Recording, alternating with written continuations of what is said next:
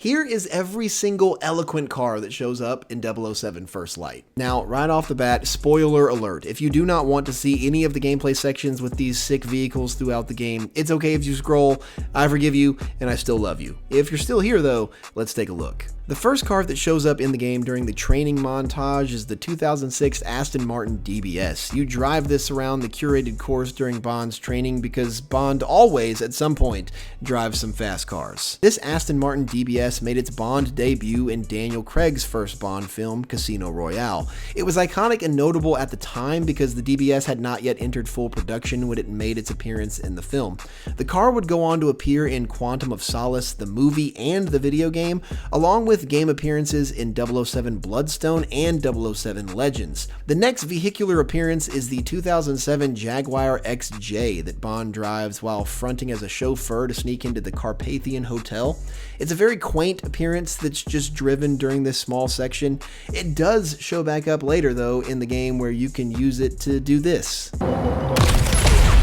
Later in this same mission, during an action driving set piece, Bond commandeers a 1969 Aston Martin DBS, which is a callback to the 1969 Bond film On Her Majesty's Secret Service, starring George Lazenby. This DBS also made a brief cameo in the following movie, Diamonds Are Forever, in 1971. At one point, Bond is driving through the desert in a Land Rover Defender. You literally just drive this to your destination in this one though, so there's nothing really special going on here. In this same mission, however, sitting in one of the pirate dens, we get a look at this thing. I had no idea what this was.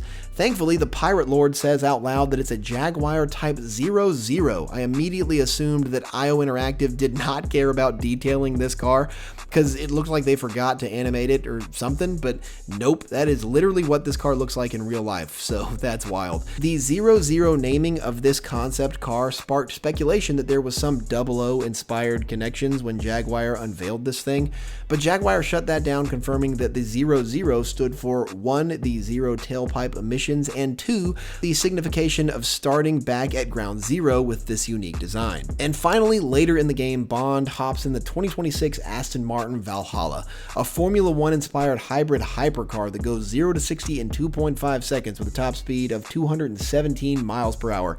And I will not spoil what you get to do in that beauty. What is your favorite Bond car of all time? Let me know in the comments.